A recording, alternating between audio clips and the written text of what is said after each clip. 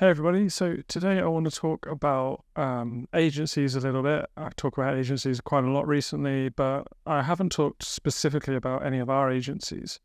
And so I'm going to talk a little bit about ContentElect.com, which was our most recent acquisition back in February 2023, and give a pretty interesting update actually. So one of the reasons I like agencies, there's sort of two main reasons. One is the way they cash flow. Typically, unless you have very high fixed payroll, which a lot of smaller agencies don't, you can adapt to the rise and the fall of the revenue.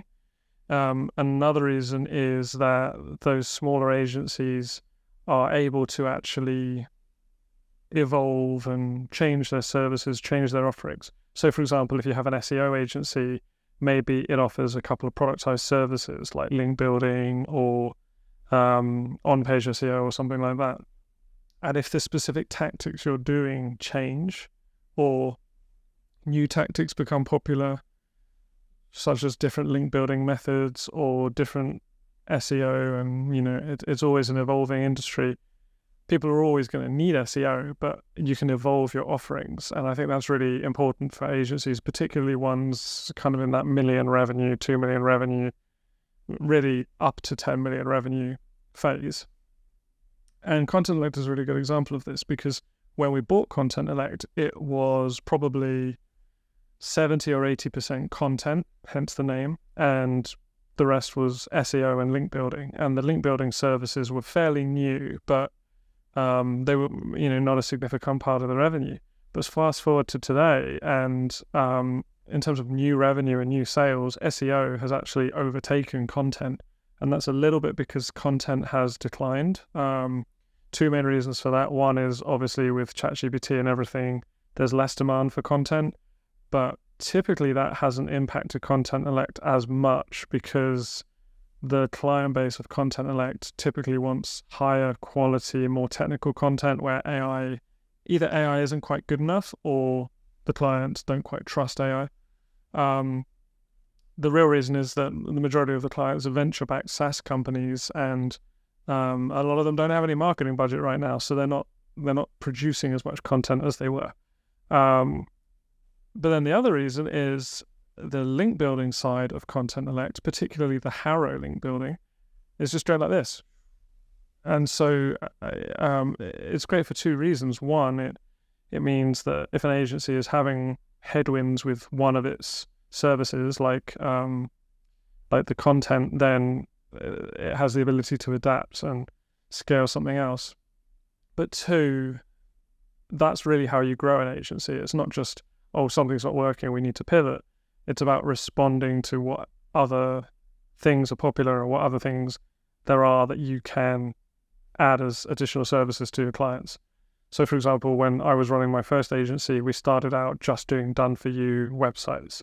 But then people were saying, well, where should I buy content from? Where should I buy links from? Where should I get graphics created? Where should I get animated videos created? So over time, as we built out our capabilities and got better at rolling out new services and figuring out pricing and stuff like that, we just added more and more offerings. So by the time I sold that business, it had gone from basically one productized service to probably about a dozen. And they went through fluctuations. Sometimes the content was the most popular, but the lowest margin. Sometimes the websites were more popular. Sometimes this was more popular. Sometimes press releases were more popular.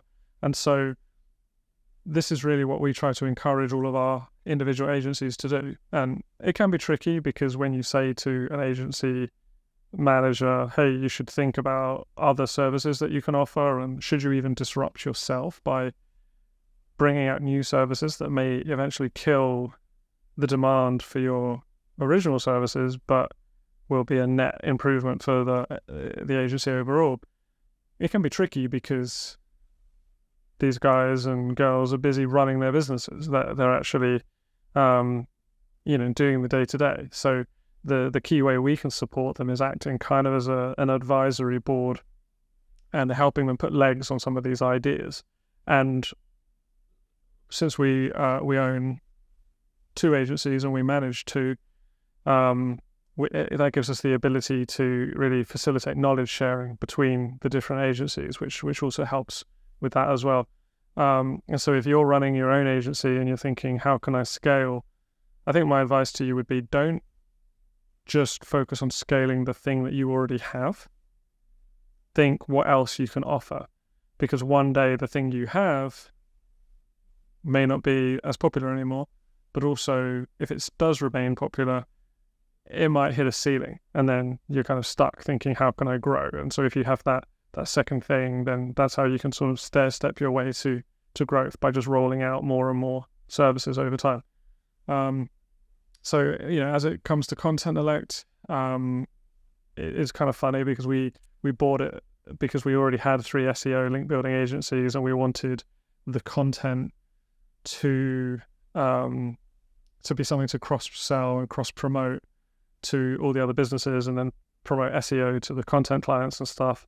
And I would say that hasn't necessarily worked, but the ability of Jason, the CEO, to be nimble and scale up other services and scale down other services due to demand has meant that Content Elect is actually in good shape. And more than that, it's actually got a part of the business which is rapidly scaling and getting increasing demand.